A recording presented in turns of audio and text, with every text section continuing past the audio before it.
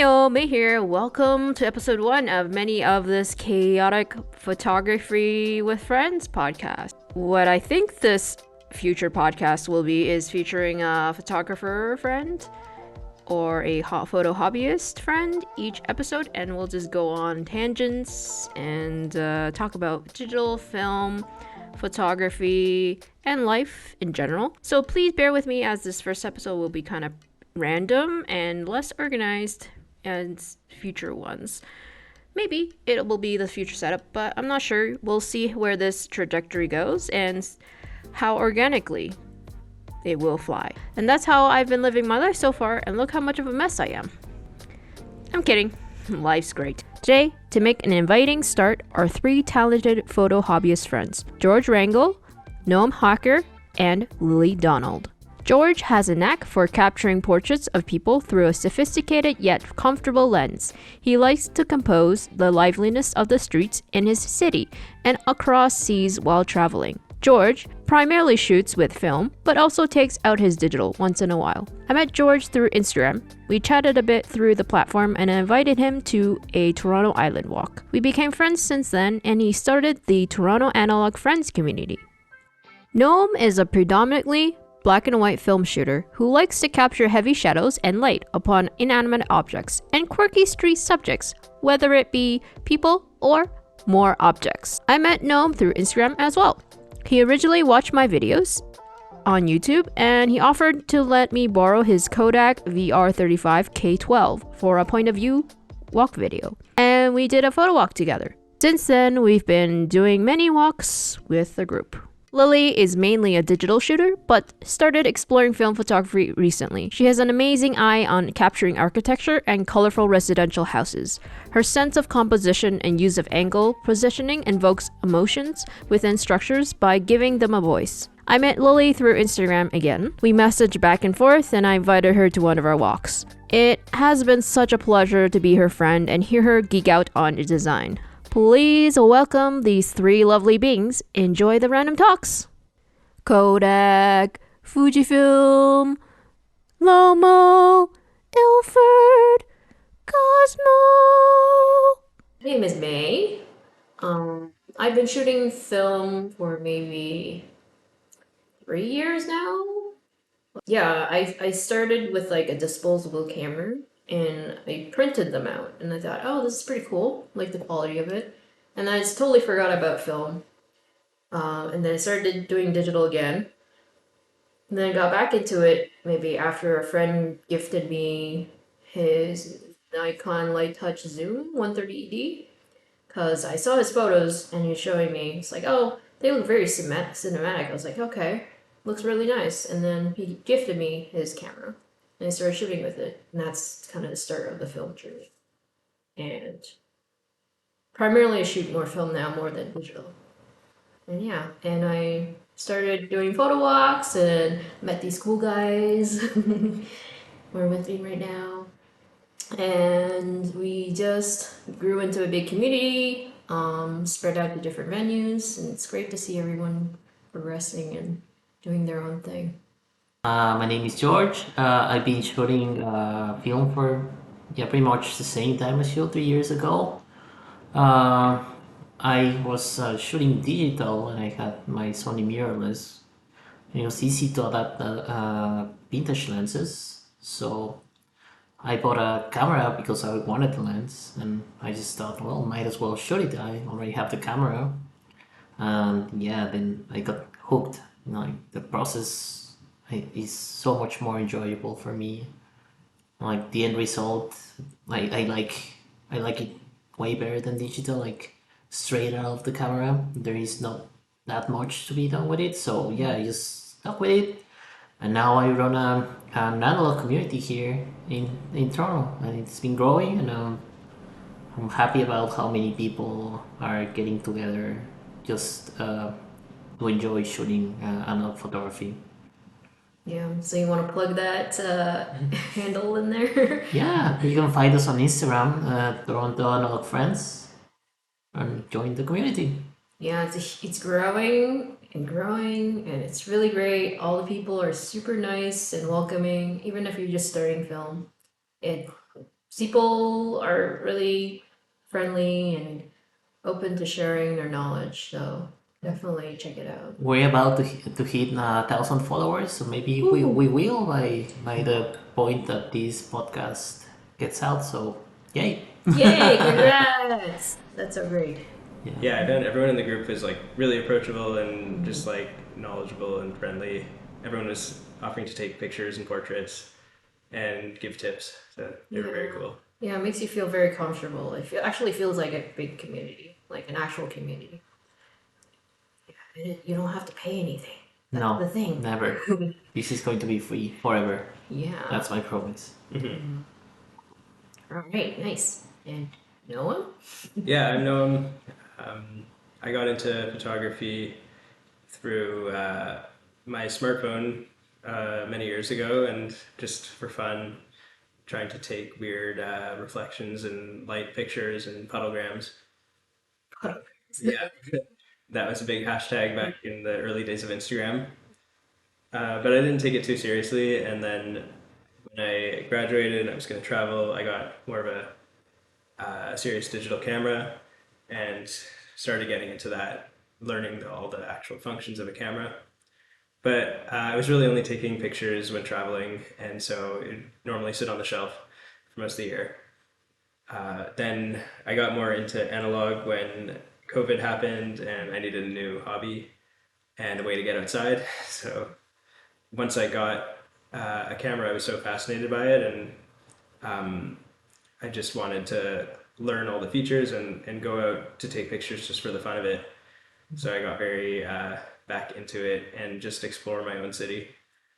Then just over there, since then, just taking it more and more seriously and branching out and meeting the community, trying to publish zines or participate in exhibits, that kind of thing.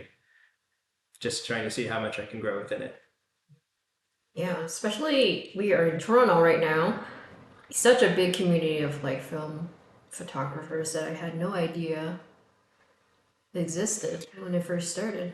Yeah, and there is a lot of people that want to get into analog photography, and like I feel like the community is growing by the day, and even some digital shooters. This is something that I've seen in our photo walks. Someone will invite a friend that is into photography but has never shot analog, and they just get like surprised that people are still shooting this, and they get surprised by the results, and now they're asking, where can I buy an analog camera? Where do you take your film for development? I feel like it's contagious in the city. Yeah, for sure.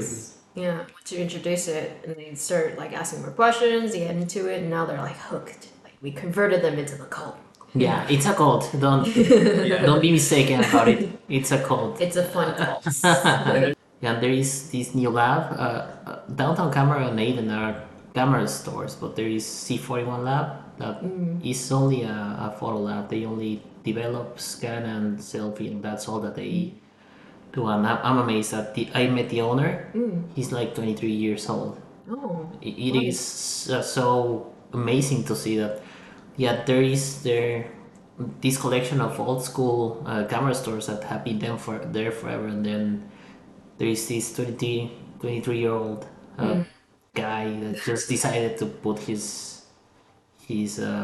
analog lab, and that's amazing. oh. Does he have an actual shop? I never heard of this. Yeah, I it's thought it was just the no, it's just in front of Mocha. Yeah, in front of Mocha, like just across the street from Mocha. Oh, Great guy. It's cheaper to go there and get scans than Aiden or Downtown Camera. It's usually next day. Yeah, it is a good space. Yeah, the owner is super friendly. I'd recommend checking it out. Sounds like Toronto will soon rival like New York City or Tokyo, those places. yeah. Soon we gotta surpass them. Yeah, they got B&H Photo in New York, but we're gonna like be up there with like if more people are getting into film, there are definitely gonna be more film labs growing, and maybe some even more local film labs. I feel like we don't realize how spoiled we are with the film labs. I was just in Chicago. I was visiting a friend. Yeah, same story. He saw me shooting film, and now he wants to start shooting film. And there is a very old lab I can't remember the name, but it's like a more than 100 years old. It's been there in the city forever, but the turnout for the negatives were and scans were somewhere between 3 to 4 weeks, Oh wow. and it might have been the only place where he could get development and scans. So And you can't ship chemicals over. no, Yeah. you can't. So yeah, the options are pretty limited, even for a city like Chicago, which is similar in That's size to Toronto. that's Yeah, interesting. I would have thought they had well at least a couple labs there. yeah, Yeah, that's the kind of surprising me for like being based in Calgary now. I used to be in Toronto. Also, there's not any official film lab because there's not enough people that shoot film there. So they kind of just they sell the camera store, which is the biggest camera store in Calgary. They sell the chemicals and developments and everything, the equipment, but they don't actually have like a section where a film lab where you can actually develop and scan. Like across the street, there is a guy that's freelancing that like sponsored, I guess, with the camera shop. But I take my stuff to a guy. He does it in the basement. He's a photographer, and you just drop off at his house like a little box, and then he'll email you when it's done, and you get an e-transfer them, and then you go pick it up at his place again, and with this another pickup box. So that's the extent of like film developments and scanning there. So I don't know how much it'll grow or like decrease in terms of film there, but yeah, Toronto compared to everywhere else is like insane. yeah. Even with Calgary having one of the most iconic camera stores in Canada, I am surprised that Right? Yeah. that they don't develop film at all. Yeah, Yeah. It's a business opportunity maybe. yeah. He's growing. I'm amazed by like the volume that downtown camera processes. For example, that you have to wait like more than a week in summer to get your scans, even with a mini lab and modern scanners, because the demand is just so high. Right. Yeah, the C41 lab guy told me that there are some days that people drop off 40, 50 rolls. 40 at one time? No, no, not like the whole day is getting Oh. 40, 50 rolls. Okay.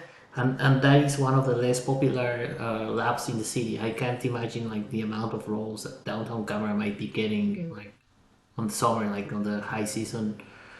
So I don't know, like on a good day, maybe 200 rolls a day. That is a lot of film. And they have a lot of people they have a lot of staff working too. Yes. Like processing and everything. Yeah. Yeah, they're always like, write your forms beforehand. We don't want to write this for you. So, Yeah, they're very strict on that. Yeah, because the volume is so high that you have to be efficient.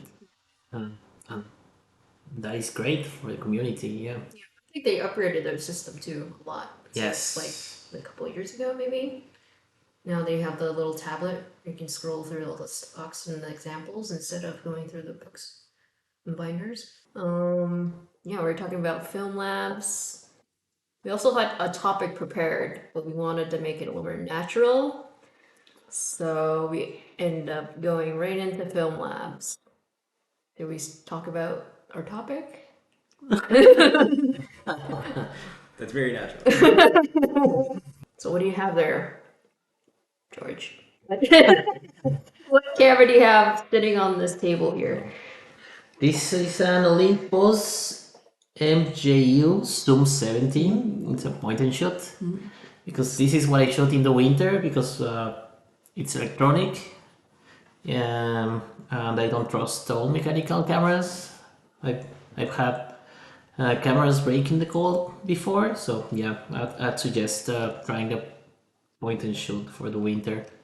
So what is the thing with film and the colds, like mechanical wise? What makes it stop working?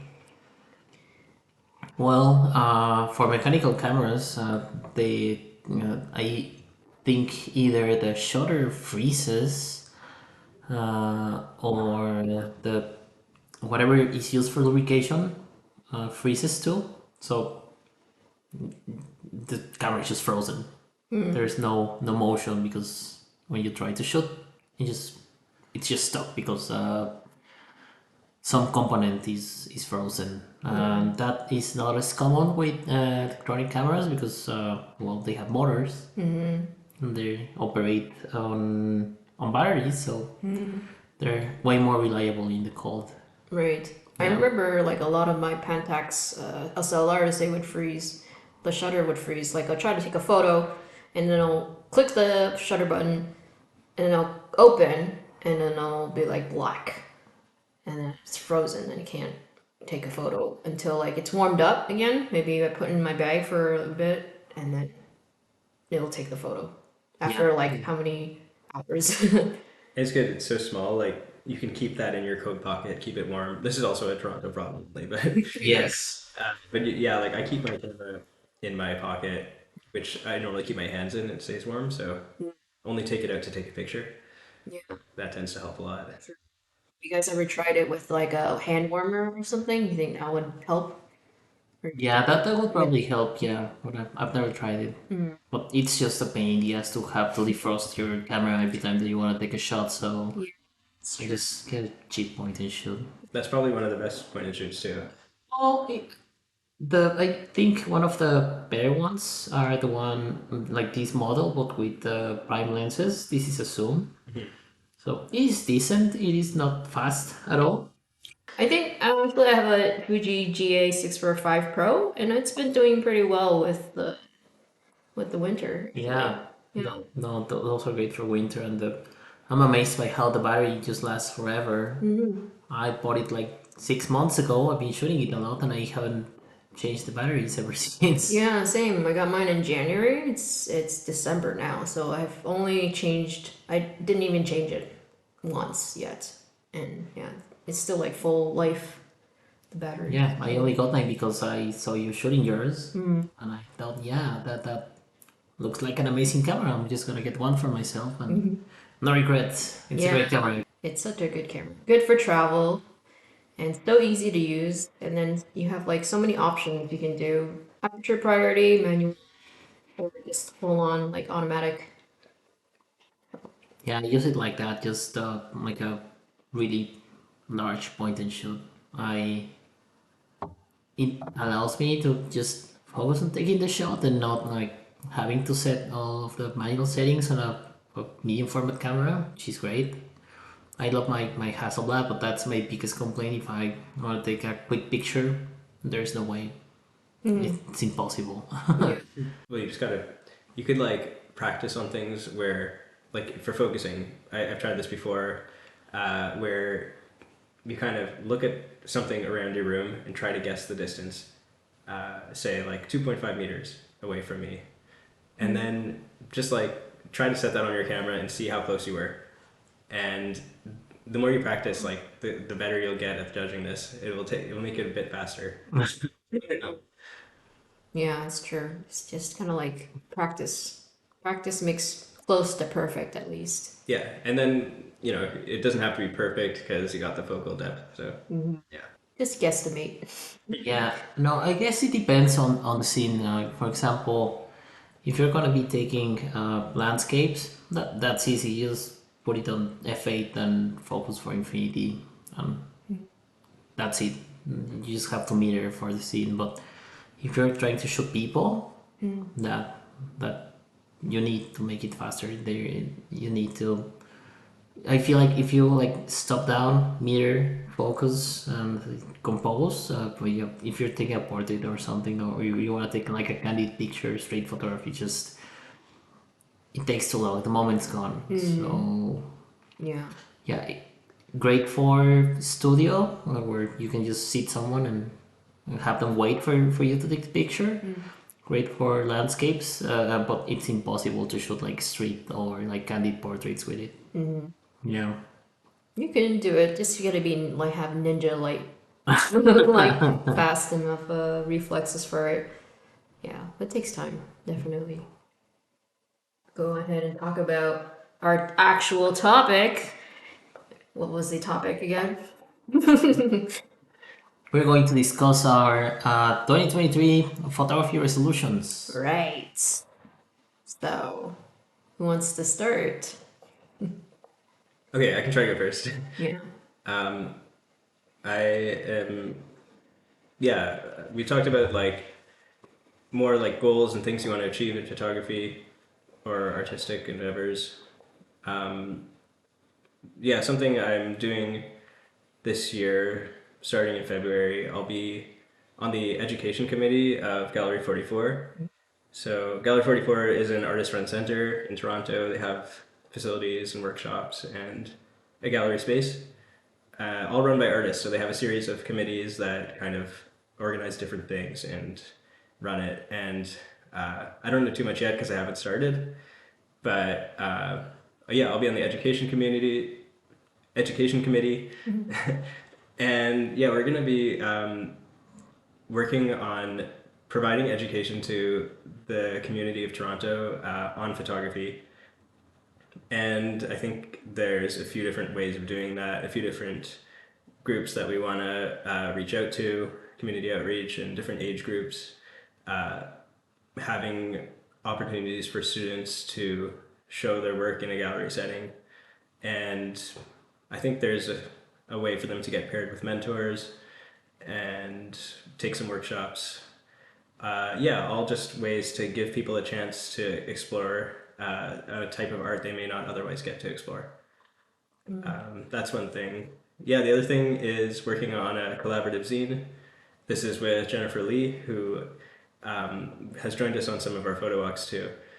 And right now it's still pretty abstract, but I'm from the West End and she's from the East End of Toronto.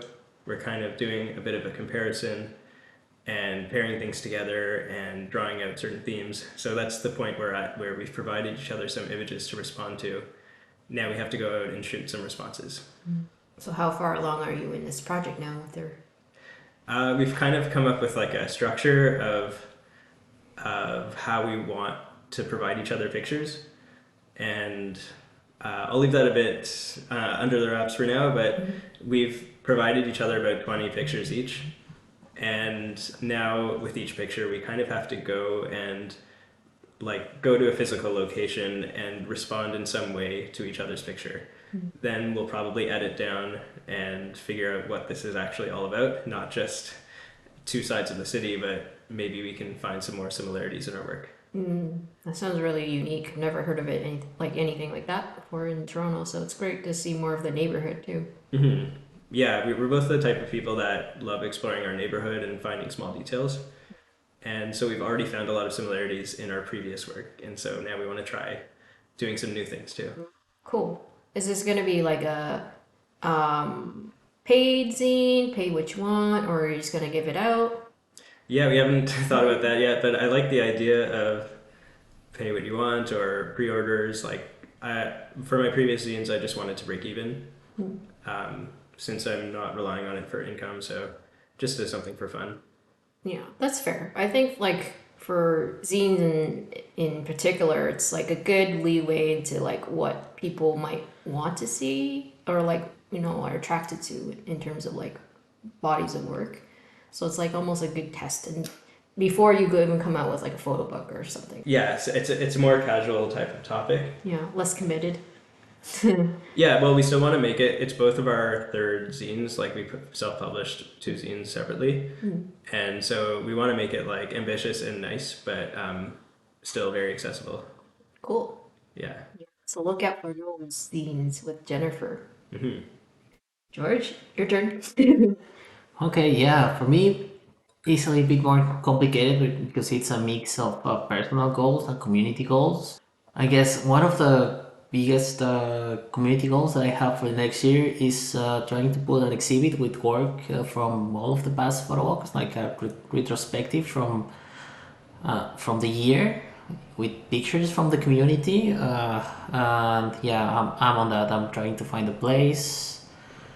I'm trying to gather. I created an online platform where people in the community could submit their like full resolution pictures. So I already have all of them from most of the people that attended photo walks. And you built that yourself too. You coded it. Yeah. I do software for my day job, so I put my skills out there to build something for the community. No, it's been an amazing tool. Instagram sharing on Instagram sucks because the resolution is so low. So yeah, I built We don't say a that word on this podcast. No, Instagram. No I word. so yeah, I just built a better tool to share high resolution images.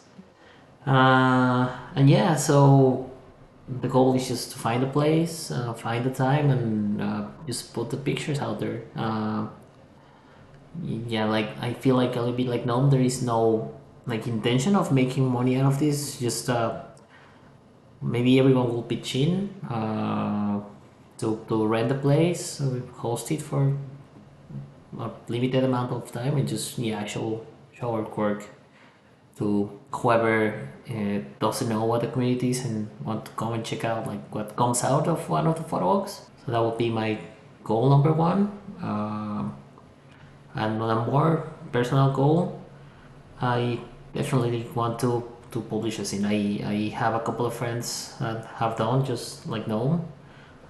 Some other members of the community have done it too, and it's just so great to have like a collection of your own pictures, like telling a story. I feel like you take great photographies, but it becomes you step up when you create a story. I mean, get like a group of photos that you chose and just say something and give a message with those pictures that you've taken. So that is how I see myself stepping up my photography next year, and those are my biggest goals for 2023. Do you have any topic ideas for your zine? No, I don't. I still have time. I don't want to use like pictures that I've taken at this point, so I just want to sit down, come up with a concept, and go from there, and just shoot and shoot and shoot. It is easier to shoot when you have something in mind, when you're shooting something, when you're trying to get something other than just walking around and just winging it, I guess. So yeah, that would be my first step. Like, what is the story that I want to tell, and how am I going to tell it? And just maybe I am a big believer in deadlines, because if you don't, then you can just postpone it forever. So it could be fun, just to give me the next year as a deadline. Like, you have to do it sometime before 2024. So there is like a hard start at the beginning of the year and a hard finish before the end of the year. And yeah, whatever comes, and we'll see how it goes. Awesome. Looking forward. Yeah, looking Yeah. forward to it. So, two zines coming out very soon, and also big things about the community and the film community in Toronto. For me, I guess I haven't thought about it too much. I am a big person for making goals, but for film specifically, I don't really make too many goals, I guess. In photography, so in terms of, at least for me, I do video making. Well, how about your role goal? My role goal. Oh yeah, I guess it is too. But I feel like it's very casual, so I don't assume it as, like, place it as a, like, a goal that I have to achieve, or else I feel sad and defeated. Yeah. So like last year, I started doing a role goal. So basically, I shoot a goal basically of how many rolls of film to shoot within a year. So last year I did 30, I think, and I went over, so I finished 40 rolls. And this year my goal was 50, and I got it to 57. And there's still a couple more days left, so I could do more than that. And then next year, 60 rolls. 60 rolls. 60 rolls. That is a great. Yeah. Who could do that? It's a big goal. Great. Yeah, seeing how like film prices have gone up, but I was like, I'm gonna keep shooting film, and it's okay. My wallet can be defeated from that. It's fine. Yeah, I think it just gets me out there more and makes me, you know, if I feel lazy, it's like, no, I have this goal for like shooting and finishing this round of rolls. And when I'm traveling or even like just doing something candid with friends, I can bring a camera with me, kind of like giving you the habit of, you know, shooting, even when you're not like forced to, if that makes sense, right? Yeah, makes sense. Yeah. Because when you're forcing yourself and you're like, I'll shoot only when I'm in the mood, you only shoot maybe like a couple of times, maybe a year or like a month or something. No, yeah, this is a discussion that I was having with someone from the community that I don't believe in inspiration, I believe in discipline. So you just have to go out there and do it, even if you don't feel like doing it, because you can keep waiting forever. No, no, no. I mean, worst case scenario, it doesn't work out, but Yeah. well, what if it does? Yeah, exactly. Like, I think for winter shooting specifically too, like here in Toronto it gets super cold, a lot of snow, and then you can easily just stay in bed, wrap yourself in a like burrito blanket, and like, I'm not gonna go out. But the fact that you go out and like take photos, and then you get those photos back, and like the process of going throughout, like getting tortured outside is like worth it because you make so many crazy memories that you wouldn't if you just stayed home. And It's like one of our best photo walks, I feel like we were in the winter. Like when we went to Torn Islands last year. Was it last year? yeah. It was, yeah, no, I think it was this year, It's like this January. January, yeah, January it was like super cold, minus like negative 18, 20. something like that, Yeah, yeah. we were like half of the group decided to leave because it just got too cold. The rest of us were like, we're gonna keep shooting. The lake was completely frozen, and it's just like, yeah, it was beautiful. Like we spent like It was eight, dark by the time we got back. yeah, 8 hours of shooting, and like, Yeah, which might not mean much for someone that doesn't live in Toronto. Dark means like 4:30 p.m. so we got nice light, and we got sunset, and then we got dark, and we just took the ferry back, and it was just great. Like, I didn't regret it at all. Oh no, it was one of the highlights of my year for sure. And that was like in the first start of the year too. So Yeah. already. It's a good start. We'll still go if it's freezing out. Oh yeah. Yeah. No exceptions. Yeah, no exceptions. We could do anything now. We're unstoppable. Yeah. Yeah, I think what you were saying a lot of about discipline is like you could say it's analogies to so many things. Like even just going to the gym is like in the winter you don't want to get up, but yeah, nothing's gonna happen unless you actually go. And then once you're there, you feel happy you went, but you never realize that you're gonna feel that way until you actually just go. And you may go on a long walk and not get any good pictures, but you still find the process of just going on the walk. Once you tried. And it has happened to me that it's super cold outside. It is cloudy. The light is terrible. There's no one on the street, and I walk for 15 minutes and then head back home because I couldn't find anything to take pictures of. But I at least knew by that point that there was nothing outside. That I tried and uh, I wouldn't say failed, but I at least got myself out there, saw what there was, and Yeah. there are some times that it's gonna be like that, but there are some times that you will find something really cool and you'll be happy to be outside. There's nothing wrong with just trying and saying, yeah, today's not the day, but at least try. Yeah. Yeah. It's like training your mindset and also like getting into the habit of like not feeling not too bad if it doesn't work out. No, like it happens, but at least you went out. Positive mind. Yeah. I think it's same thing with like the dark room. You're always going to get different results. And I went once. I realized only like after a few hours that my chemicals were expired, and all my pictures were coming out way too dark. And but I still like enjoyed the process of going there and learning about what do you need to having like a mental checklist of everything you need to check before you start printing. Oh no, and that's important too because if you decide that, let's say, I want to shoot a new film stock and I just want to save it for a special occasion or something, uh, don't do it. Just shoot it. If you are going to fail, you better fail like on a not that important situation. Like, yeah, and maybe if you had waited to go to the darkroom just for a printing for some special exhibit that you it was critical for you to get like those prints, I don't know, as quick as possible, that would be tragic. But as long as you keep doing it and keep failing and keep learning, I feel like you will grow out of those failures. Yeah. And you should keep all the failures so you can look back on them and Yeah. be like, remember Yeah, this? you Remember learn that? from them. It's like self-improvement and reflecting. Like, I think film in general is all about the process. It's not about the end product. And I feel like digital, not to bash on digital, because we all shoot digital as well, but it's always that instant gratification once you take a photo, you see it.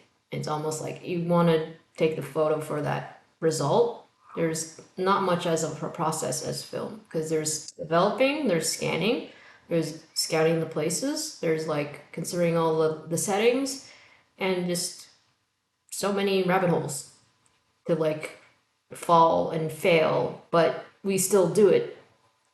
Maybe we're masochists, but and it's expensive too. So yeah, And people don't really care when they look at the photo, like all the hard work that went into it. They just care about if they look at it, but it's more for us to care about the work that went into it. yeah, we feel more satisfied or rewarded by the whole thing process to get to that point.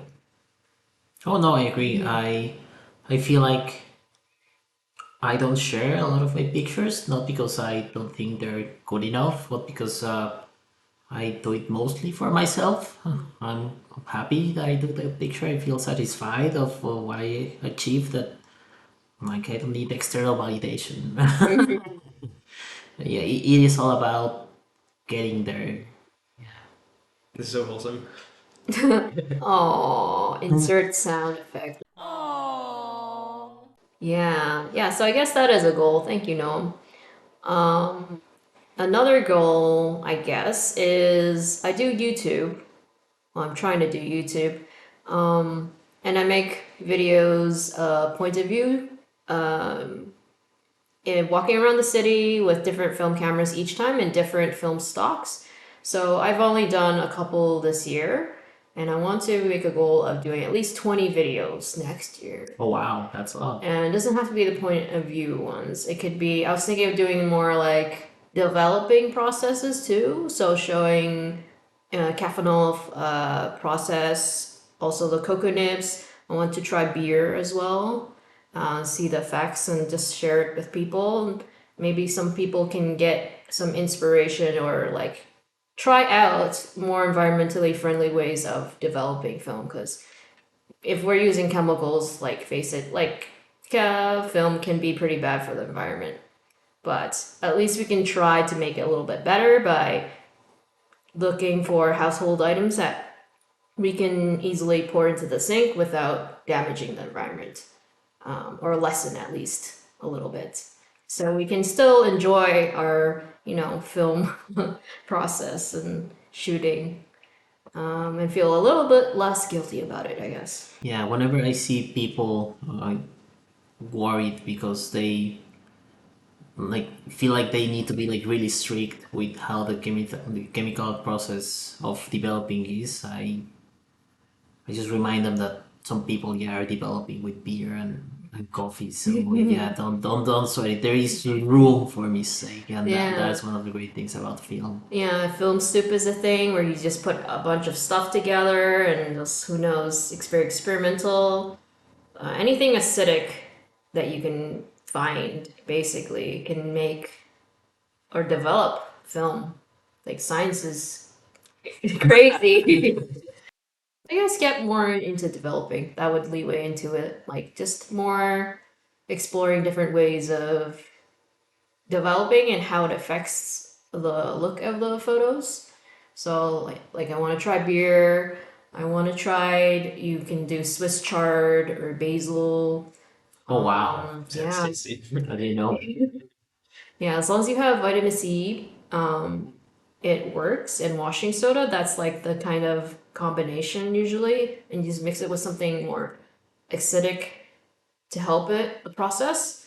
So I want to try different kinds of recipes because there's not too many on that I looked at. But yeah, just experiment. Keep experimenting and grow the community and hopefully in Calgary too, because there's not a lot of film shooters. So maybe try to convert into the cult that is already here. Yeah, and we're back. We just had a pizza break, and then we had a special guest drop in. Hi. Can you introduce Oh yourself? yeah. Hi. I'm Lily. And yeah, I'm here for the podcast. So Lily, talk about maybe explain a little bit about your photography experience, how you got started, maybe how you got into film too eventually. Yeah, so I was always really interested in photography and I started doing it as a child, but I didn't really get into it until like 2020, going on your walks when you invited me through Instagram. Yeah. And yeah, I started doing it more as a hobby then. And yeah, I just picked up film like this year actually. Yeah, tried that for the first time, which was really fun. But usually I do like digital and yeah. How are you enjoying the film process? It's different. It's interesting to like see how you actually like handle the camera and all the different gears and like things you have to take into consideration in comparison to digital, but it's a fun process and yeah, I'm excited to learn more, especially through the groups because everyone is so knowledgeable. Welcome to the cult. Yeah, we bear cookies. What were you doing as a kid, like with your early photography? Oh, just like taking pictures of leaves and just things that fell from the sky, you know. So as they were falling, or once they hit the ground, Yeah, just when they're falling. Wow, very poetic. Yeah, or like just like when you went traveling.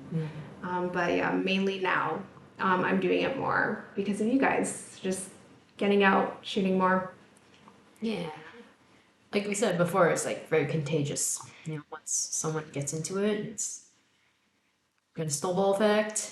Yeah, and I guess we were talking about like goals, but sometimes it's just nice to have like photography as a social setting for people to get together and just have an excuse to walk around and shoot stuff. Yeah, it doesn't have to be something deeper than I just like walking around and meeting my friends and shooting. That's more than enough of reason to get into photography. Yeah, sometimes the photo walks are just like talking. 90% of it is like walking and talking, and then barely any shooting at all. And that's fine too. And it's actually really fun to get to know people that way through a shared experience. Yes. And a few like pauses here and there, and everyone just waits. Yeah. And then you gotta like run and catch up. Yeah. It's like, it's okay, we can do it to each other, but our own friends that are not into photography, we're like, always feel so bad. But like, we understand each other. those pauses, like what makes you pause on the street and stop and get excited? What do you see? You go first. Just usually like colors and lines and like shadow. Usually light is the first thing. Just like a moth to light. You see it and you're like, oh, I'm attracted to that. Like you gotta take a picture.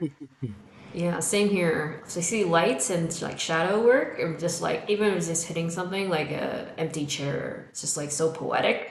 I just have to take a photo of that. It's gonna be interesting people for me, like someone with character. I will run to catch up with someone on the street if I think that it's worth taking a picture of. Yeah, for me, kind of like what you said about the empty chair, just something left by a human that is set in a poetic way or a way that I've noticed that kind of shows humanity. It could just be a pile of garbage, but um, yeah, if I find it is like almost like an abstract form or it looks like a piece of art, I can try to make it into art. Wow, going deep into it. Yeah. So earlier we were talking about our goals, Lily, for 2023. Do you have any goals for your photography? I do, yeah. I would love to get into more interior photography. Try that and just try like practicing with people's like friends' homes, like people's homes, and yeah. Is there anything specific like setting it up or just getting like I think just trying to like capture like a house or like a home because I'm in interior design, so I love like interiors and I would love to just like take pictures of them. Oh, and maybe like more film. have you ever tried film with like houses and architecture? Uh yes, like once at my grandpa's house, but it was without a tripod and very shaky. But I imagine that it would look pretty cool. Yeah. I guess that's how they did it back in the day. Yeah. Have you tried practicing at like public spaces, famous architecture buildings? Yeah, usually those are like the best ones to practice with because they're like public, they're open to the public. But yeah, this I think Any I ones would that jump to- out? like the Calgary Library, that was pretty fun. That's like really cool architecture and like really easy to shoot because there's so many angles and like so many spots to see. Yeah. Very like nice lighting and windows. Yes, Yeah. even we went at night. True. And that was you still guys- night. We all went. Was it nighttime? Yeah, it was Oh, night. Yeah. Oh yeah, it was. You were there. In my mind, I thinking it was like daytime, but I That's guess it how was- bright it is. That's how bright it is, exactly. Yeah. So we're talking about our goals next year. Do you guys achieve your goals this year? Okay, I can go first. I got to display my work in a group show and in that kind of setting, and so that was something I was looking forward to for a long time, and I think it was a good experience. I think that I would recommend trying that for anyone else. It's kind of cool to see other people just interacting with your work and commenting on it. I got a lot of comments of people noticing things that I didn't even notice about the pieces themselves, and made me think about it differently. Like what, for example? Just the way that, like somebody said, one of my pictures, which was of a shadow of a tree upside down, they said it looked like lungs and maybe it symbolized breathing. And so I only kind of saw that once they said it, and that made me start thinking about ways I can like mimic the human body. Yeah. That's pretty cool. Yeah, with the shadows. Yeah. George? Well, I just moved here a little bit more than a year ago, so I didn't have something in mind. I was just getting here, just putting my life in order. So I think one of my biggest missions was making photography friends here, because I know that I already had a community back in Mexico City, where I am originally from, but I didn't expect it to grow this big. I just wanted like a core of a few friends to go out and shoot from time to time, but it turned out to be a lot more.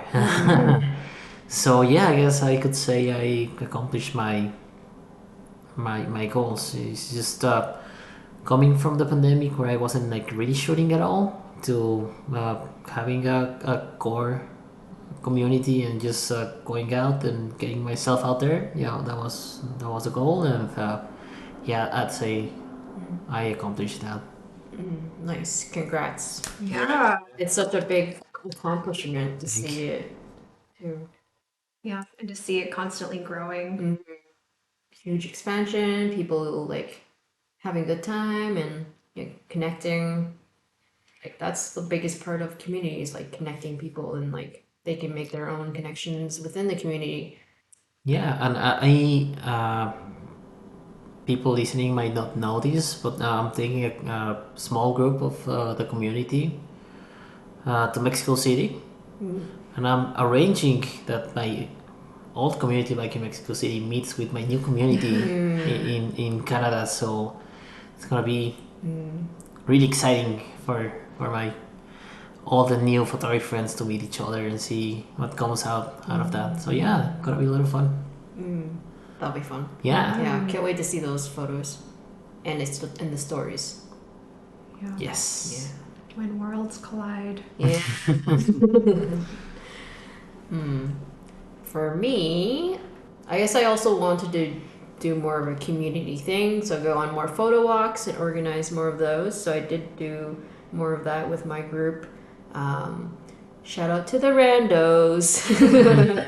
So I started a small group maybe, was it like 2 years ago or last year, even during COVID. I just wanted to shoot more with people and I enjoyed it more so than going by myself, because if we go to a certain location, everyone shoots it differently, and seeing their perspectives and how sharing their experiences and results after is just like really satisfying to learn from each other.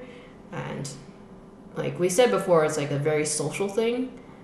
We go to restaurants when we get hungry during the walk, or go to a bar for like drinks, and then go back out, go do more photo shoots and photo walks, and just keep shooting. It's really fun. Sometimes we do more night shoots, depending on like the weather. I think last year we did a lot more night shoots too, and that was really fun. Getting to do more Cinestill 100T, getting all those gas station shots and the Classic. the classic vintage cars during the day. Yeah, it's great. So I think it was a success for the goals too. And you moved. And I moved. Yeah. Yeah, I moved to Calgary. That was like a goal. Be closer to the mountains. So I'm shooting more like nature and landscapes, and I'm really enjoying that as well. What about you, Lily? Yeah, I think my goals last year, or this year still, because we're in 2022, were achieved. I just wanted to shoot more and then try film, because I always said that I wanted to do that, and it was a little intimidating at first. But yeah, I'm really happy that I got to try that out. Yeah. What do you think is the biggest thing you've learned from film? Did you apply any of it to like your digital stuff? Oh, that's a good question. Maybe just like shooting manually. It really helps you, like, it forces you to learn how to do that, which I guess I'm still struggling with sometimes, but it's a learning process. Yeah, it takes time. And it's like, yeah, it's the process, that's exactly what it is. Yeah, it's like interesting when you, oh, and I guess it taught me patience, because you have to wait for them to get developed instead of just seeing them right away. Yeah. Yeah, in that Vivian Meyer book that you lent me, she died without seeing like thousands of her rolls, right? Was it thousands? Yeah. Pretty much, yeah. Is there, Yeah. I think they're still developing at the museum right now, or They're the still doing exhibit. it. Oh my gosh. It's just going through the whole storage. She just liked shooting so much she didn't even care about the results. In the beginning, she saw a little bit of it, and then she did some prints and stuff, and she wanted to get better. But eventually, it's still unknown why, the reason, but like she just stopped developing them, and they're just like stacked up in her like storage space, and then eventually got bought by some like artists, or I forgot who bought it, but like they just bought it and like try to exhibit it. They're developing it, and yeah, it's just insane to see that big time capsule of like photos and how far it's changed in terms of like years of era and whatnot. So yeah, it makes us like think about like women in photography. It's not so big, or it's still like stigmatized, I guess, to some in the industry a little bit. So like as men, what do you guys think of the photography industry with like women in it? Well, operating a camera, you don't need to be a certain gender to operate a camera. Yes, good answer. It's with, I don't know, George and I are all in software, so we notice some of these things too with less women in the workforce. Yeah, there's no specific reason that people just need to be more understanding, more open, and share opportunities. We were having this discussion before, and we were mentioning that contrary to other photography groups, like there were a lot of women in the community. I'd say that it's 50-50. I mean, that is like a good sample of how the real population of the world is. So that's how it should be. I was also saying that I didn't really do anything special to make the group turn out that way. The only thing that I did was just treat everyone equally and respectfully, and that's pretty much all that you have to do. Just respect the people's work independently of their gender. There shouldn't be a difference at all, and I won't do anything like actively to try to get more women, but I will step up and stop and say out loud when some kind of abuse or discrimination is happening. And I feel like that is all that we need to do to make like the situation better for women. Just if you see that there's something that is going on that should be, just speak up. Yeah, that's my take. Yeah, and I think you guys are also doing great too, because you're being good role models. Like, I think that girls growing up, when they see other women doing something, it actually helps inspire them a lot to do things. Like, that's what I see in software. So yeah, by you guys sharing your pictures and just going out there, going on walks. Yeah. Do you feel that? Like, do you feel like, or are you just doing your own thing, or like, do you actively kind of think about that? Honestly, I can't say I've ever like thought about being a role model in photography. I'm more so just, did it for fun, but it was great like coming into this community in like 2020 and like joining like your groups, that there are already like so many women. So it, to me, like as a first impression, there were a lot of like female photographers already like doing it, and it was just kind of like, oh, this is normal. And it was, that was a good. Yeah, same here. I wouldn't really think about it as well. Like, I think the society we live in is like women can only do these things and men can only do these things, or they're more male dominated in this industry, for example. And I feel like photography shouldn't be that way. Like you said, Noam, like we can operate a camera just as well. Like there is no gender like factor going into it. So I find it kind of ridiculous that there's people out there who still stigmatize it as this is a male dominant industry and like only men should be taking photos, or when women don't take as good photos, or there's no good photographers that are women. Like personally, I haven't had any experiences with like, luckily, like with people kind of like stigmatizing me as a photographer, but I've heard like of other people, other women who get say for example, they were going to a concert and they're the concert photographer, like the main one.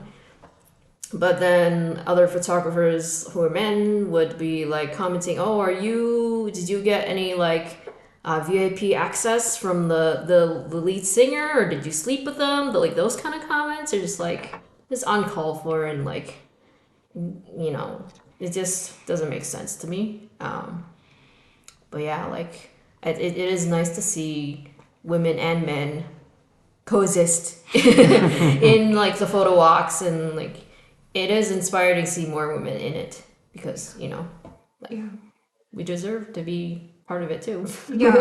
We're people. We're human. And at the end of the day, it's just like everyone is just trying to capture that moment, like we all have the same goal kind of thing. Like we're just out here having fun, trying to take a picture and like meeting new people along the way. That's like the main thing, is just to have a good time and like learn from each other. So thanks for making that group. George. Oh, it's not just me. Yeah, you've done the same. I mean, maybe it's changed a little bit since you left, but you were definitely doing that before me, even before I got to the city. So yeah, great to you too. Thanks. I just wanted to shoot with people. Yeah, so we have that in common now. Yeah. Let's hold hands now. It's good. We found each other. Do you have a message to the listeners?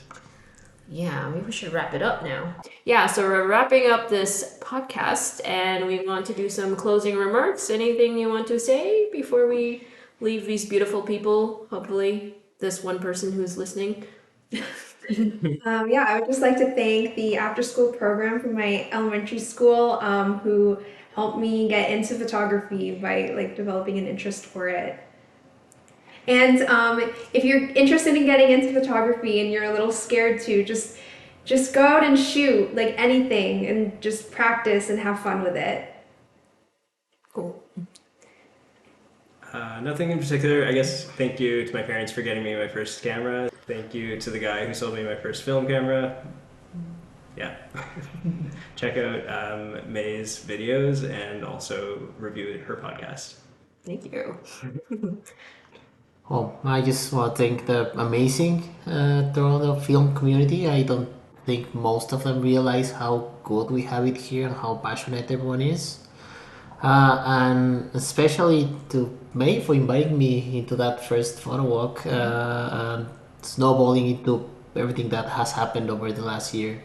So yeah, thank you. We couldn't all be here without you. Oh, thanks, guys. That's it, I guess. Yeah. Bye. So let's conclude this first chaotic, not so planned out, and let's say natural podcast about photography, film, and good times. I honestly don't know where this will go or if this even will pick up, but it's worth trying new things, right? Happy New Year. I'd like to give another huge thanks to my good friends Jorge, Noam, and Lily for participating and sharing with me their experiences and being open to doing my first podcast with them. Please do check out George's Toronto Analog Friends group. They do have a Discord and a Instagram page. Super active folks, amazing people. There's knowledge galore. If you're really intimidated to try out film, I assure you, these set of people will help introduce you into your film journey and make you feel so comfortable, like a community should. You can find George, Noam, and Lily's handles in the description, along with the other people and labs we mentioned. So let's keep rolling, goaling, and shooting. Stay colorful. Happy New Year. Bye.